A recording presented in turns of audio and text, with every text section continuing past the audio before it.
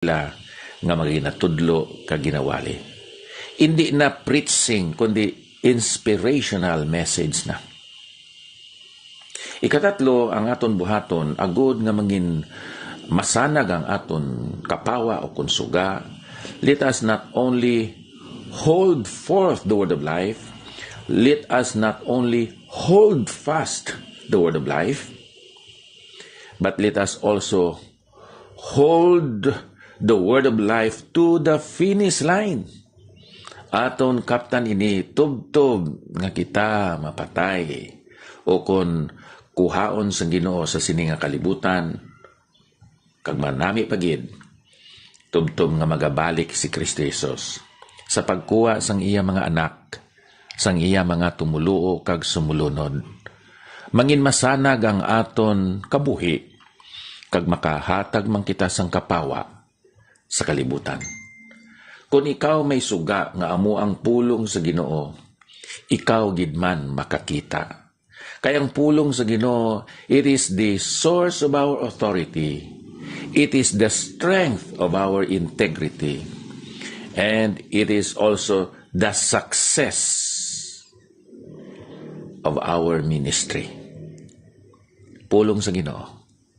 Amoy ni aton pagahigugmaon. Aton ini pagatunan. Kag aton ini igakabuhi. Let us love the Word of God. Let us learn the Word of God. Let us also live the Word of God.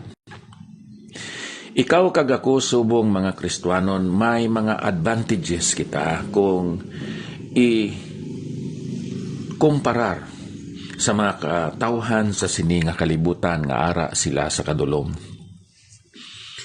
Ikaw kag ako subong Kristiyanon, kinahanglan ipahayag naton ang aton obedience kay ang kalibutan nagapahayag sang ila disobedience.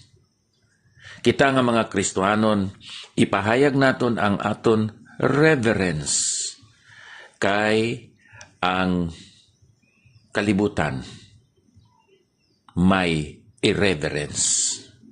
Aton man ipahayag ang aton pagkadungganon, ang aton magnificence kay ang kalibutan napunan sila sang kasamok, kahigko.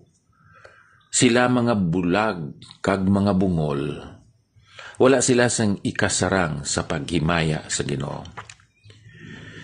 Kung kita subong nga mga Kristiyanon, we are holding forth the word of life. We are holding fast the word of life, and we are holding the word of life to the finish line. We have the source of our authority. We have the strength of our integrity, and we have the success in our ministry. Ang kalibutan, mediocre. Tungod sila maluya,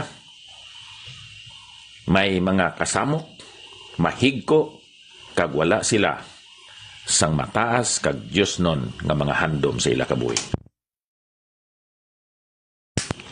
Subong mga tumuluo ni Ginoong Jesucristo nga nagahandom sang pinakamaayo para sa iya. Kinahanglan ihatag naton ang aton panahon kag isipon naton ang pagkaimportante sining pulong sa Ginoo. Tungod sina aton ini pagatun-an kag pagatumanon sa sini nga kalibutan. Sa pagkamatuod, liwaton ko, ang pulong sa Ginoo, amo ini ang source sang aton authority. Amo ini ang strength sang aton integrity. Kag pinaagi sa sining pulong sa Ginoo, maangkon naton ang success sa aton nga ministry. Diyos nga balaan, madamo gid nga salamat nga ang imo pulong sa gihapon amon matun-an, mapamalandungan, kag amon ini igakabuhi.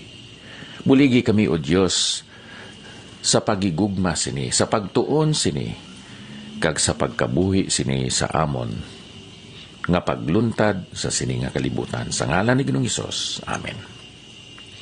Sister Sharon Guerra, kag diraman sa kay ng Lydia nga nagatanaw sa sining aton programa karon.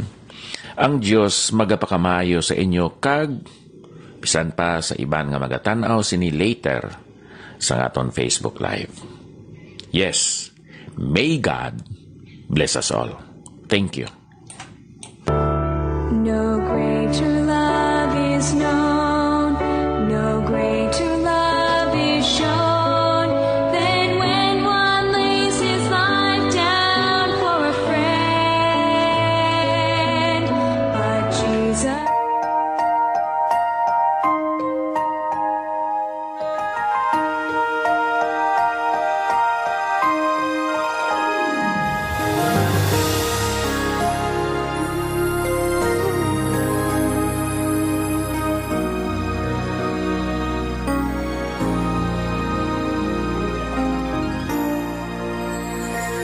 Give thanks with a grateful heart.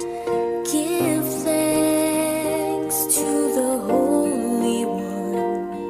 Give thanks because He's given Jesus Christ, His Son.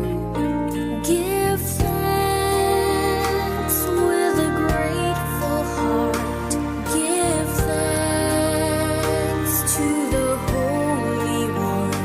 Give thanks because He's given Jesus Christ, His Son. And now let the weak say, I am strong. Let the poor say, I am rich because of what the Lord has done for us. And now let the weak say, I am strong. Let the poor say, I am rich because of what the Lord has done for us. Give thanks.